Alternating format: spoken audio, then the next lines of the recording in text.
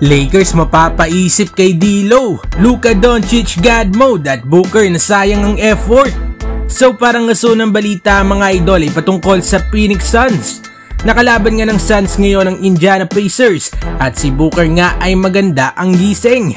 First half pa nga lang kasi ay 37 points na si Devin Booker. Ayaw magmintis ni Booker mga idol with 67% shooting sa field.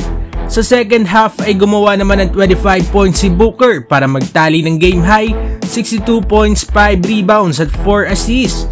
Pero lahat nga ng effort ni Devin Booker ay nasayang matapos nga yan ng game winner putback ni Obi Toppin ng Pacers. Natalo ang Suns sa score na 133-131. Anong masasabi ninyo dito mga idol?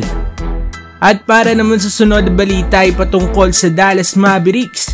Panalo nga ang Dallas mga idol kontra sa Hawks ngayon matapos ang monster performance si Luka Doncic. Nagtala nga si Luka ng career high 73 points shooting 76% sa field. Si Luka na nga ang pang-apat sa merong pinakamataas na puntos na na-inscore nga sa isang game sa NBA history. Parang sinapian nga daw ni Kobe mga idol ang mga stars ngayong linggo. Nakaraan nga kasi ay gumawa ng 62 points si Towns, 70 points si Embiid at ngayon naman 62 points si Booker at 73 points naman kay Luka. Marami nga mga idol ang humanga sa ginawa ni Luka na siyang ama nga daw nito ni Devin Booker. Anong masasabi ninyo dito mga idol? Isa nga ba si Luka sa mga greatest scorer ng NBA?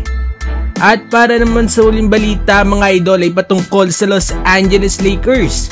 Nakaraan pa nga sinasabi sa mga balita na balak na talaga ng Lakers sa i-trade si D'Angelo Russell. Pero sa performance nga ni D'Lo sa last 7 games ng Lakers ay baka magbago nga daw ang isip ng Lakers.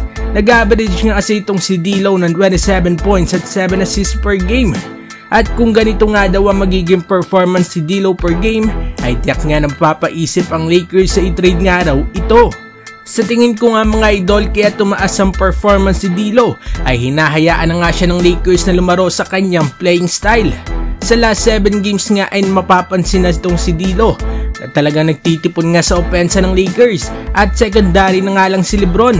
Hindi nga tulad nung una na itong si LeBron pa nga rin ang primary point guard nila. Ano masasabi ninyo dito mga idol? Dapat pa bang i-trade si D'Lo o hindi na?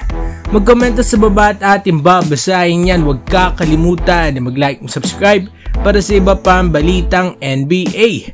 Maraming salamat po.